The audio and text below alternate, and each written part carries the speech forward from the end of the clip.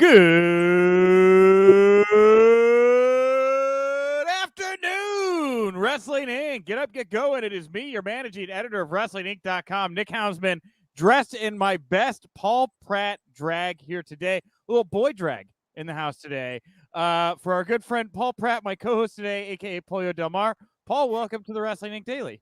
Always great to be here with you, even when you look like that. Oh, what are you talking about? It's like we could be twins, Paul. Mirror images.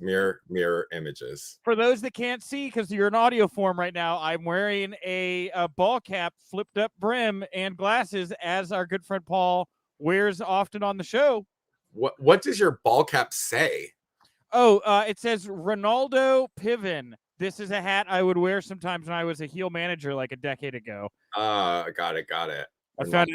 I found it at the bottom of my costume bag. This is my Ronaldo Piven captain's hat right there.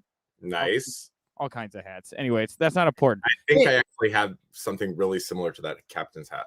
Oh, see, well, we both, Paul, obviously are people that just have boxes and crates filled with costumes and accessories lying around our homes. You know? I have an entire room literally to my right, filled with nothing but costuming. I'm jealous. All right. Hey, Paul, before we get into all the news and stuff, you're going to be working for GCW. You want to comment on it here at the top of the show? Yeah, it's finally been announced. I can talk a little bit more about it, despite the fact that I don't have a great deal of details. Live on GCW's YouTube channel on November 28th, we're going to be launching LA Fights. It is going to be a West Coast-based promotion under the umbrella of GCW, as we've long known Jersey Championship Wrestling to be on their East Coast affiliate. So there's going to be a lot of young up-and-coming talent from the West Coast, as well as stars we know and love from GCW. So if you're a fan of Game Changer Wrestling, put November 28th on your calendar, because it's going to be a big deal, and I cannot wait to be there for it. Hey, awesome news to start the month off here. Pollo Del Mar moving up in the pro wrestling world here. DX Vex in the chat room. Congratulations, Pollo. Yeah, hop on in, everybody. Feel free to send your congratulations Paul's way here. If you like, of course, the chat room is open, obviously, on all our different various platforms. So anywhere you are, you can leave a comment. And that's awesome, man. I will tomorrow be, hopefully, knock on wood, airing the interview I do with Brett Lauderdale, which was supposed to happen this afternoon, but got bumped to tomorrow. And I was hoping to be able to pick his brain more about you, so I'd have more to talk about. But I guess everybody gonna have to find out tomorrow what Brett has to say about your hiring.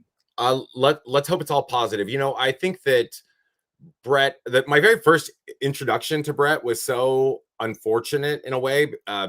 It was back in April in Tampa, down at Effie's Big Gay Brunch, the Game Changer event, during that whole huge WrestleMania weekend. And Brett is very hands-on. For those who are not familiar with Brett Lauderdale, who is the creative genius behind GCW and runs everything, he's extremely hands-on. And that was my first GCW related or adjacent event. And so when I came in, he was sitting at the sound table, basically running the microphones, making sure that the microphones were on and everything. So I was touching base with him and introduced myself. He's like, "Hi, I'm Brett." And this is a true story. So I went through that entire event talking with him. He seemed very frustrated and angry. And I remember at one point going to Effie and being like, "The sound guy, I think, hates me. I feel really horrible because I've messed this microphone up like 3 times." And then fast forward like 2 weeks later, I saw the Nick Gage episode of Dark Side of the Ring, and they had Brett Lauderdale there. And in that moment, like all the color I could imagine just draining from my face, because I realized that the guy who hated me because I effed the friggin' sound system up like 50 times was Brett Lauderdale. Oh. So luckily, I've been able to turn things around with him, I hope. Wow. Yeah, I think so. I mean, they put together a graphic for you, so I think you're over like Grover, right? Elizabeth Fox here. Congratulations, Paul Aki. Yes, congrats. That's awesome. Ryan W. Congrats to the West Coast and Paul. It's all great stuff. Yeah, and I agree with that, actually. Congrats to the West Coast, because, you know, one of the things in the wrestling world that we notice a lot is that we felt strongly for a long time that talents on the West Coast don't get booked quite as often, it seems like, as talents on the East Coast, because of the fact that airfares are a little more expensive to bring people in, things of that nature. And there's such a wealth of talent on both coasts. And I think a lot of times people will depend more on the East Coast talent. So this is a great opportunity for the West Coast in general. It's going to give a lot of us more exposure to the general GCW fans, and I'm really excited about that. And I'm optimistic my role will be something, whatever role they decide for me, I'm going to take and run with it. But I'm hopeful it'll be a little bit more than just like a host, unless I like it to, be an authority figure or something. Sure. Well, we'll find out. We'll all find out together. I'm going to press Brett tomorrow, so come on back. And also, before we get to the news and the conversation of the day, I want to send out our best to friends of the show, friends of GCW. Danhausen, Mance Warner, both suffered injuries over the weekend. Both appear to be knee or ankle related. I think Danhausen said he broke his fibia and tibia earlier today. They joined Starboy Charlie on the list of top independent names that are injured at the moment. What bad timing, especially for Danhausen. He's with ROH. Mance Warner free from MLW. The first time these guys are going to have a chance to really go out there, test those waters, and negotiate. And boom, same night, same show, both go down. I mean, I feel for both these guys. What awful timing. And I feel terrible for them as well. I've been on GC just a week ago, just like the previous week. I was in LA with both Mance and Charlie, and they were both, two-legged at that time. So it's a little shocking, a little turn of events for both of them. And of course, Danhausen, what an unfortunate time for Danhausen of all people to break his leg on near Halloween. Come on now. Yeah, well, Supersonic X here, Danhausen is cursed, right? I mean, he does the cursing. I don't know that he's cursed. Well, anyway, comes, whatever you put out, like, comes back with equal and opposite force, right? No, I think he puts out more good than evil, but that's just maybe a personal opinion. So, sending our best to all both those guys, absolutely. On this show here today, we're actually going to be talking to the man who was the promoter for the show where Starboy Charlie got injured. He also took on Rocky Romero on that show. He's the son of a little guy, maybe you've heard of him, legendary music producer Jamie Iovine here on the show today. Also works with Championship Wrestling from Hollywood. Yep. Sounds like you're familiar with Jamie Iovine, Paul. Yeah, I'm definitely, because of the fact that I am a fan of Championship Wrestling from Hollywood and have watched that pretty extensively. And I'm also a fan of wrestling managers, obviously. So Jamie Iovine is a wrestling manager. I associate him with that role more than I do an in-ring competitor, but. Well, strap in, get used to it. He's got 3 matches under his belt now, and one of them was Rocky Romero. How did that happen? So you're going to find out. Yeah, you're going to find it. You're going to find out in the interview. So also at the end of the show, we will dive into the mailbag for everybody. We're going to look at the current men's world champions of pro wrestling. But without further ado, let's get into some news you can use. News that'll leave a bruise. We're going to start off here. Big story came out this morning. Didn't really think anything of it. It's really blown up. But the Observer this morning said that they believe that the rumor or long-running story about Kevin Dunn's father running into a burning trailer to save a bunch of WWE archives and whatever, winning Vince's loyalty forever, resulted in Kevin years ago getting hired, but by his own merits has stuck around and become a central part of the McMahon family. So it's a little thing. I don't know if you have any thoughts on it, Paul. First of all, I'd never heard of this rumor. Second of all, let's be realistic here about everything. Sometimes the way the door opens or the way you get your foot or toe in the door, is by chance or many other things. But what I can assure you is that Vince McMahon does not appear to be an individual who keeps anyone on staff that can't pull their own weight at a minimum. So whatever has got him in, great. Whatever's kept him is probably a lot of hard work and dedication, I'm assuming. Sure. Well, talking about another guy who has been loyal to the company, we got another update here on Bryan Danielson. Fightful reporting that he was added to the Universal title match at WrestleMania 37 last minute. He was praised backstage for making the match look as good as possible. The match, of course, on the April 30th edition of SmackDown, he lost to Roman Reigns. Another source reportedly said that Bryan handled things so well that a lot of people didn't think he was actually leaving or taking any time off. We couldn't have asked for more. And sources within WWE also noted that the door is open for a possible WWE return down the line because Danielson left the company on very good terms. Now, This is the first of two stories we're going to have back to back here of WWE sources on background talking to the press, letting their thoughts out there. Now, this was a very positive one.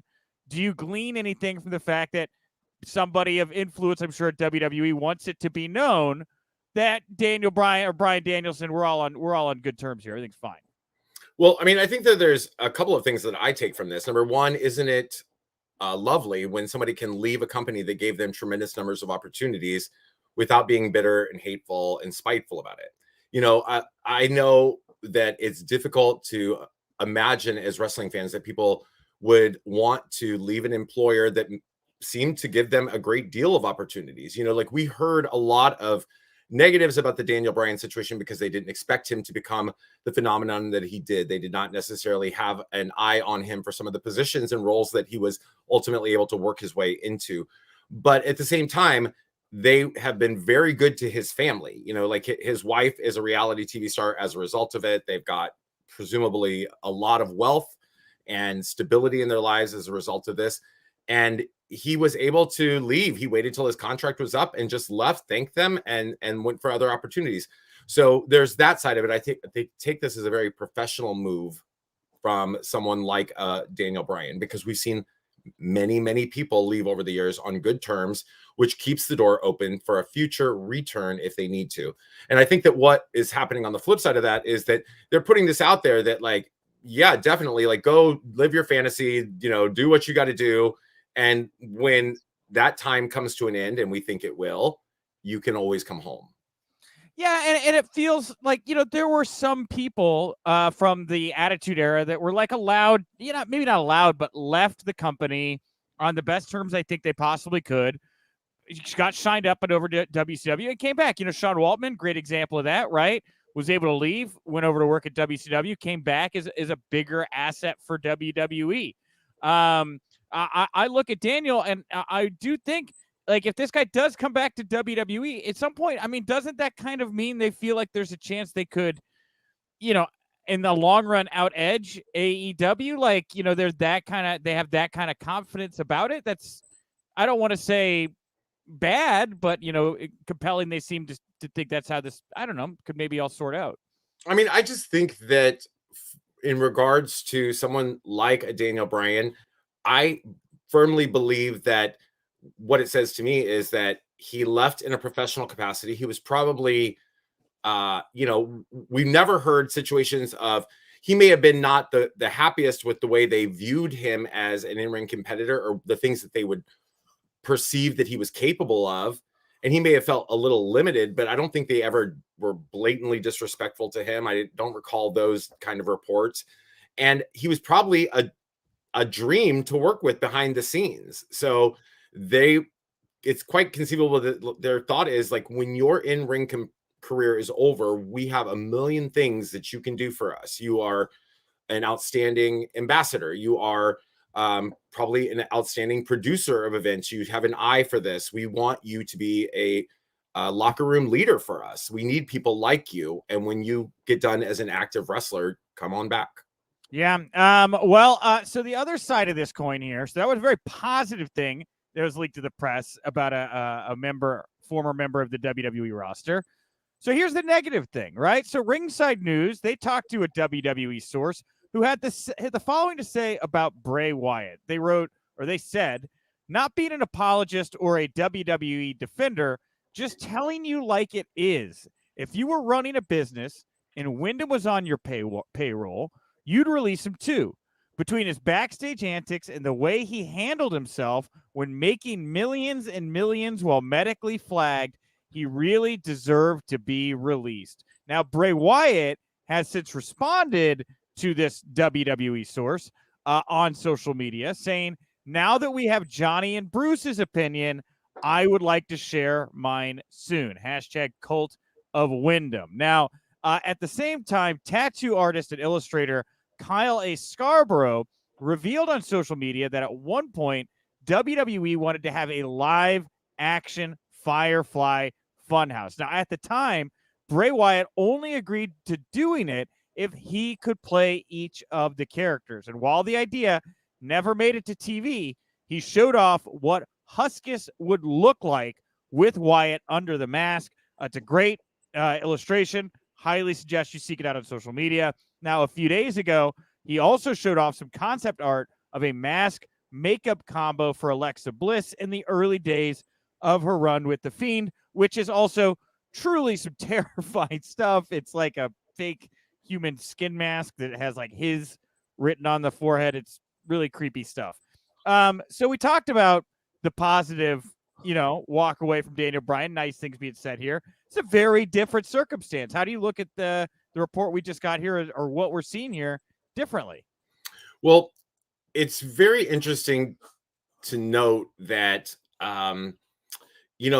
they speak to things like, they not even speak to it. They blatantly state his backstage antics, which I don't know what those would be, that they say he's difficult to work with. There's a variety of things in here that counteract anything that we've ever heard about Daniel Bryan. And these are things that I don't know that it's that hard to draw some understanding of. Like, Bray Wyatt was off screen for a very long time, and he was physically cleared to wrestle. Yeah. So, what were the things that were keeping him off? Those could have been, mental instability, and we talk about mental health being extremely important, and it is.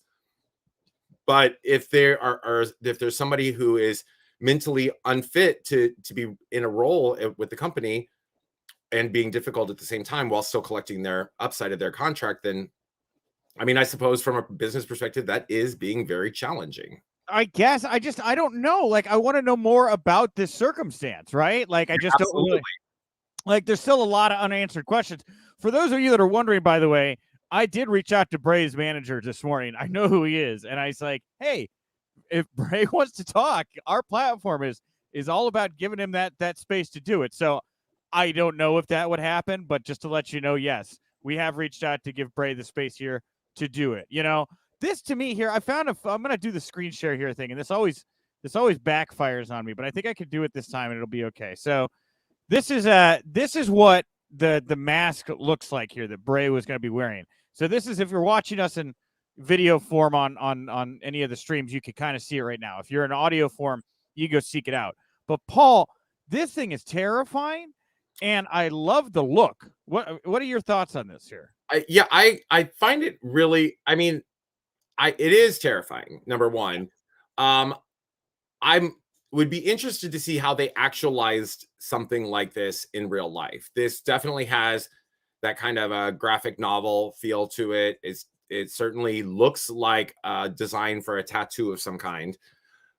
I was a little like weirded out because Huskus is an adorable, cute little pig, and then this thing is terrifying. Well, I'd see that I'm okay with, right? Like the real manifestation of it looking like a much scarier version of what it is. I'm totally cool with that. My guess is what they wanted to do here, though, was have Bray stay Bray and have other maybe developmental talents or people that they were looking to repackage play these puppets. Does that make sense?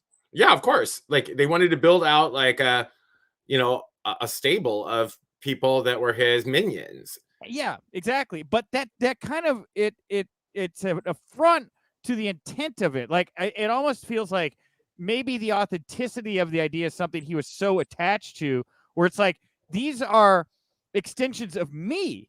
You can't put Otis in Huskus and it means the same thing. So, like, I understand that artistic struggle, and I understand where that tension would come from. And I don't know that that's exactly what's going on here, but if you read between the lines, I think something like that is what's being alluded to here right now. Well, if you recall correctly, like, the part of the origins of the Huskus character was, Husky Harris. Like, it was making a mockery of that character that he was playing. And so, yes, it is part of who he is and his identity. And the buzzard was old. Oh, sorry to cut you up, but OG with the hat, Bray Wyatt.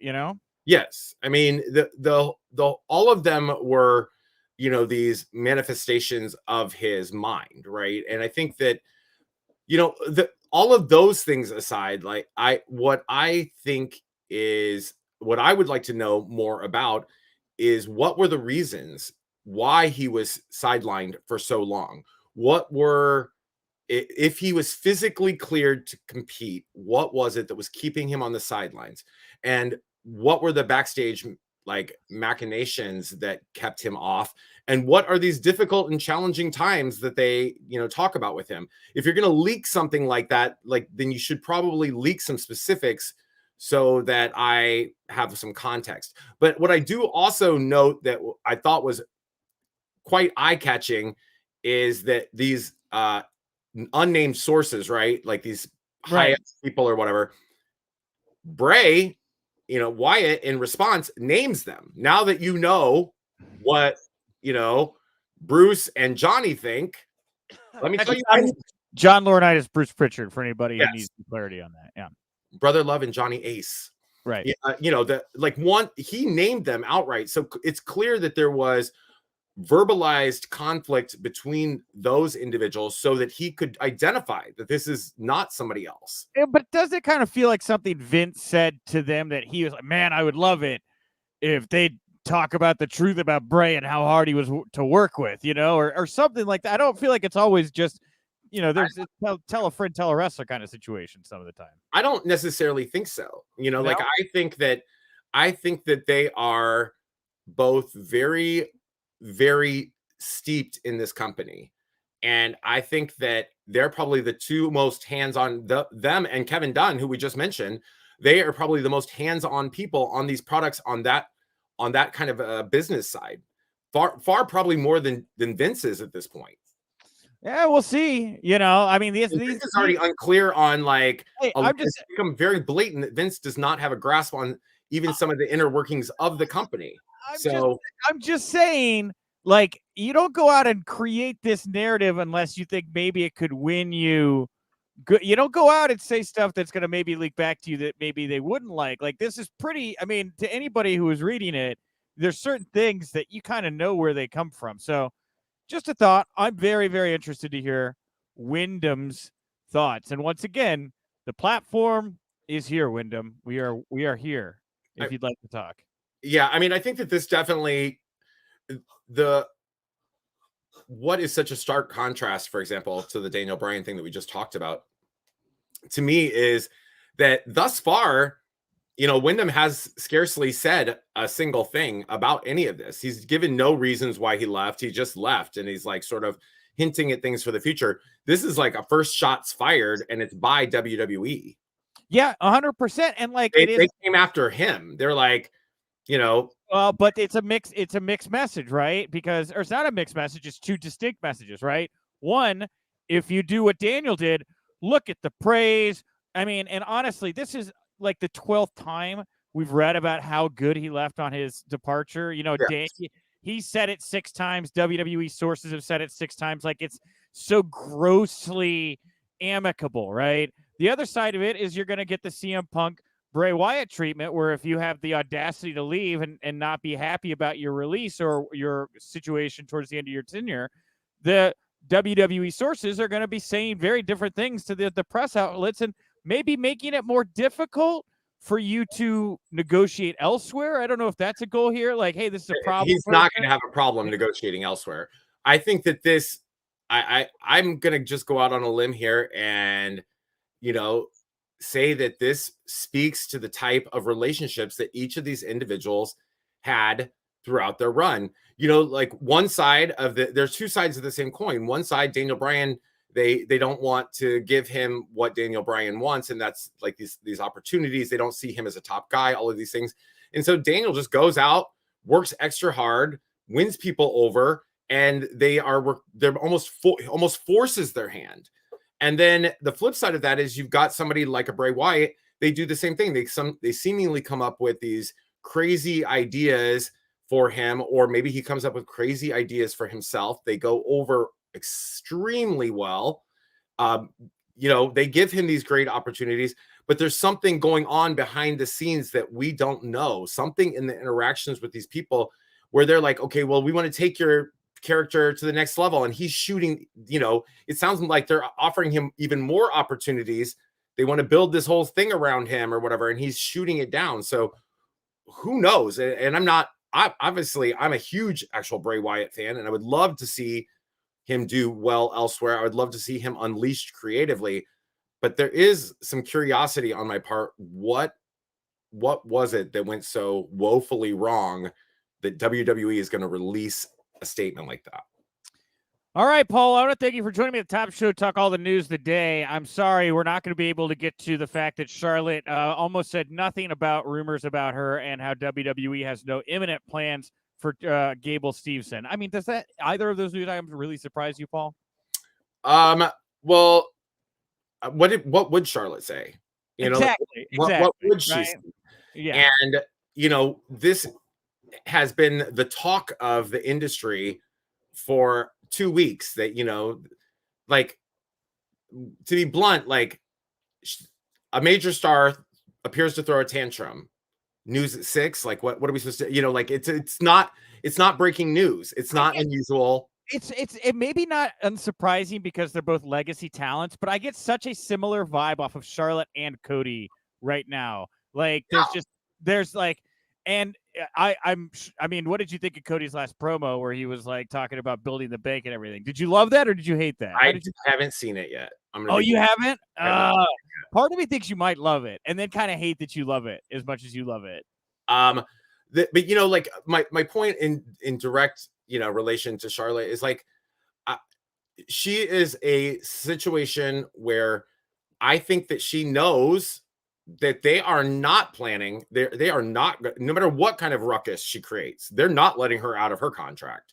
Yeah. So, she'll, like, I'm going to throw a tantrum. They're not going to do shit about it. Meanwhile, the thing with Gable Steveson, they called him up. I think that they wanted that pop. He was just coming off of all of the Olympics hype, and they just wanted that name. They're looking for that thing that they want that mainstream recognition for a superstar or something. So, but they dropped the name and they don't have any plans for him. Again, not shocked.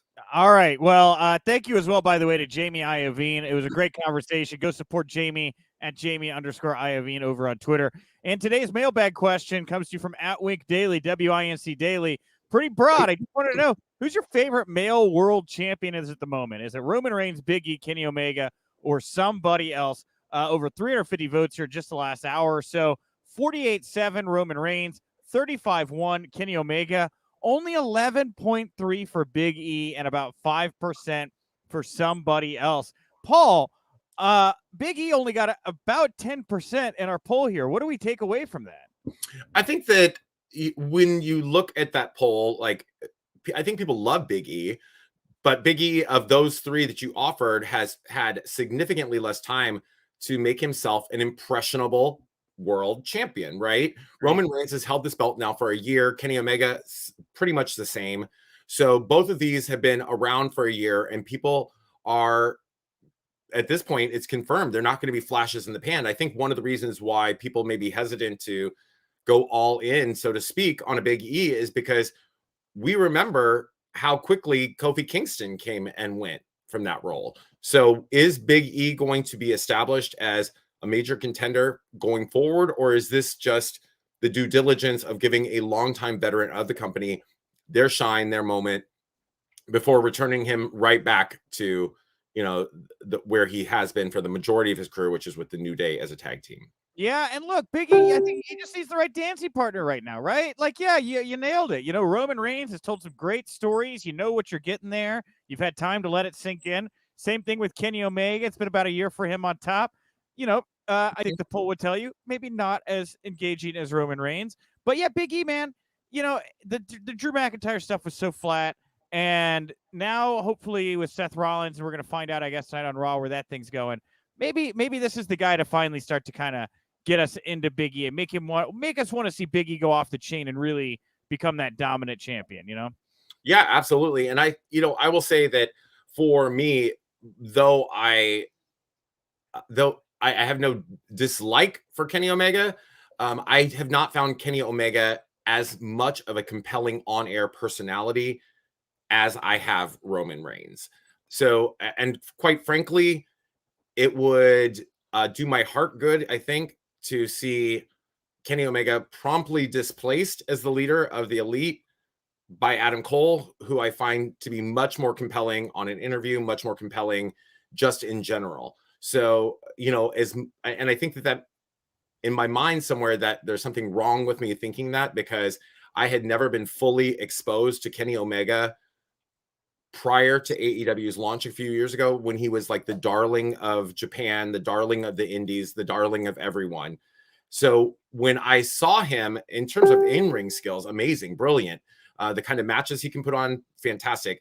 But in terms of the way he engages me as an audience member in his promos and other things, not as much. I would much rather have Adam Cole in that role. All right, everybody. That brings us to time here for today. I want to thank Paul once again. Thank everybody for tuning in. I'll be back tomorrow. I'm going to be joined by EJ Cameron back in the house. Of course, like I teased earlier, I'm supposed to have my interview with GCW owner Brett Lauderdale. I think that's going to happen. If it doesn't, I got somebody else. But hoping for Brett tomorrow. WrestlingInc.com is the home of the daily. Support us there and on all the socials. And of course, the Wrestling Inc. podcast. A lot like this show goes live at night after the big shows. Tune into that, including tonight after Raw. Paul, anything you want to put over here before we wrap up today?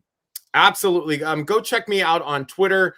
If you're watching this, it's right below my name. It's the Glamazon PDM.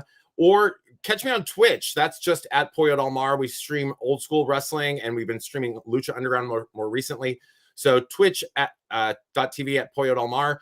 And if you are a fan of pro wrestling and you would like to see me in action as a wrestling character, the character I play, the manager of champions, Pollo Del Mar, November 28th, GCW's YouTube, streaming live and free for anyone out there. LA Fights launches that night, and I don't think you're going to want to miss it.